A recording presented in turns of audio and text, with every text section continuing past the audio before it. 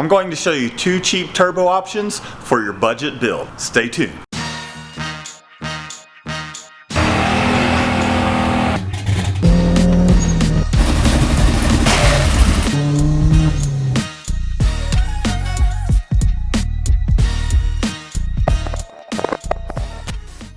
These are 2 cheap turbo options that I have run myself personally with great success, and there's other people that are running them out there, such as the Boosted Boys, and they've beat the crap out of them for 3 years without any issues. But let's dive right into these 2 options.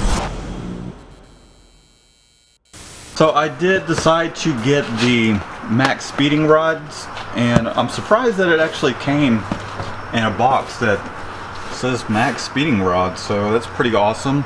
This was about $113. Let's see what we got here.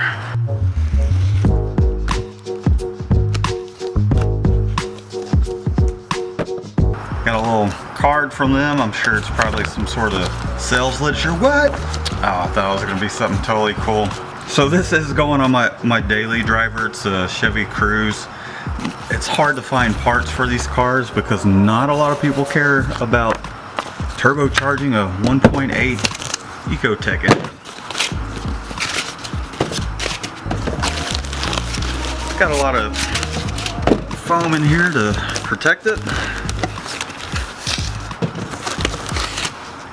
And there we are, turbo in a bag.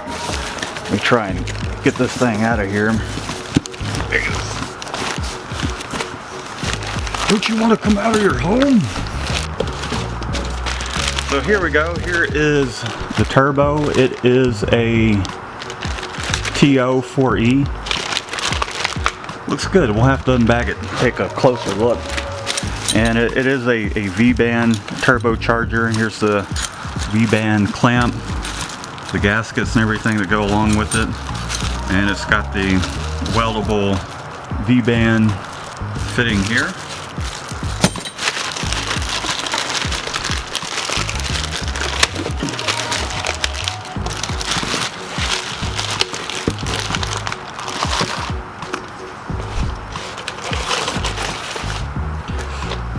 Nice.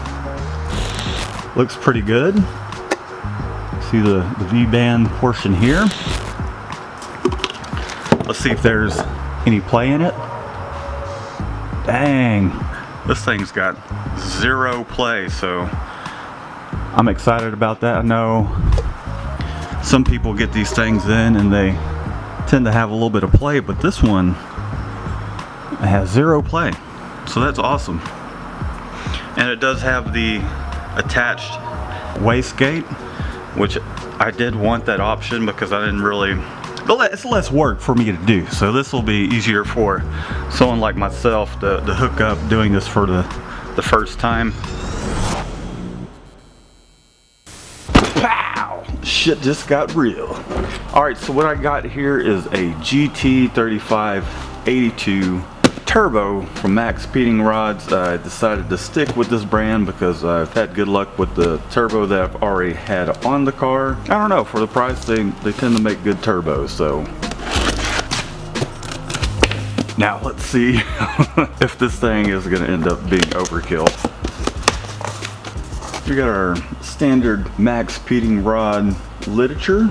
These do come with a 2-year warranty against manufacturing defects, so there's their literature. It comes with the T3 and then the downpipe flange stainless gasket, so that's cool. This one actually doesn't feel near as flimsy as the previous ones that I got from them, so that's awesome. Looks like it's pretty well packed, and here we are. Holy shit. The turbine housing on this thing is ginormous. Let's go ahead and unbag this thing and take a look at it.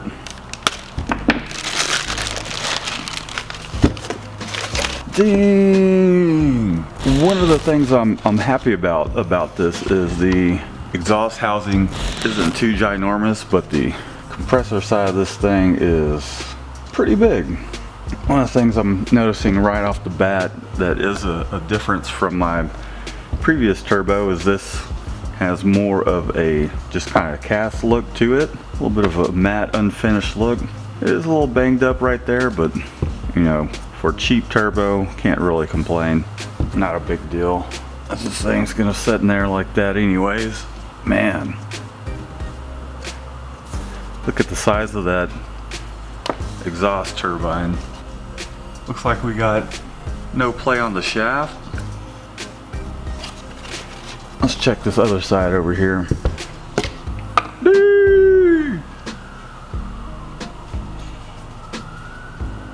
It's probably a couple thousandths worth of play in there, but man, that is awesome.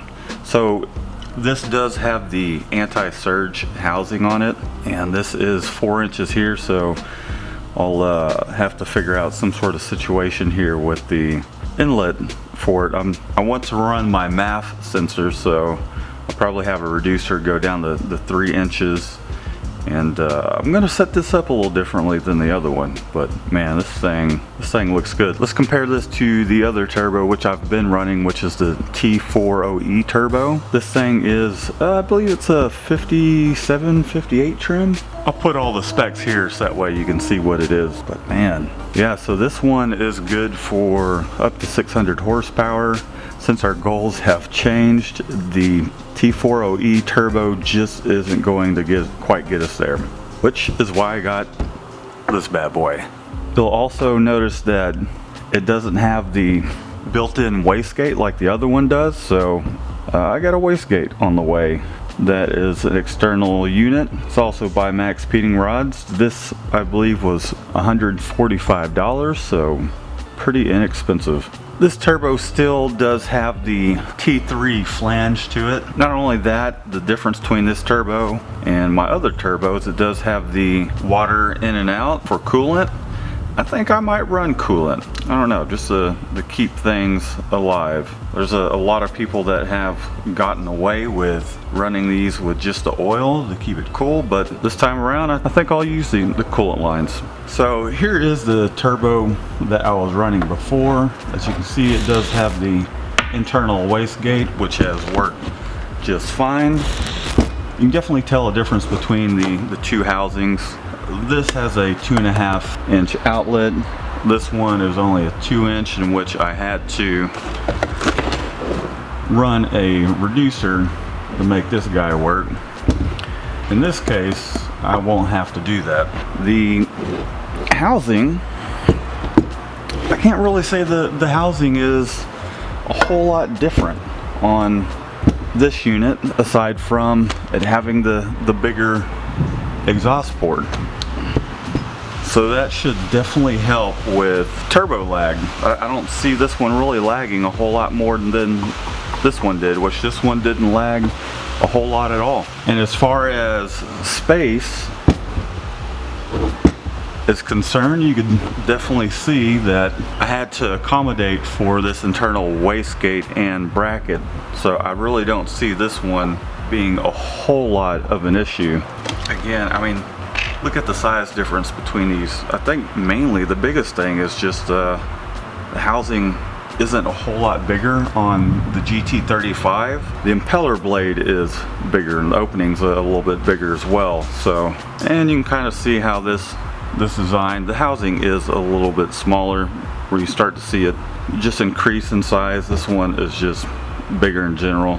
So we'll see how the lag works. But man, dude, I am excited to get this on, and this is going to meet our horsepower goals here. I'm going for 400 plus. I don't see any reason why I wouldn't be able to get up to 500 if there's not any kind of limitation with my intake and throttle body. And this one was pretty much limited to about 350 world horsepower, maybe 400 at the most, but this one will definitely get us there with ease, and even more so. Now obviously you're going to need a manifold, other upgrades such as fuel injectors, and possibly a fuel pump. You might want to check for an inexpensive turbo manifold, preferably cast because you won't have any issues, and it will help with the reliability. If there aren't any turbo manifolds available for your build, be sure to check out my video here on how I made a turbo manifold for my Chevy Cruze. Be sure to subscribe to the channel if you're into cars, and follow along as I boost my own daily driver, and I'm doing it on a budget. Until next time, peace out with you. Peace out.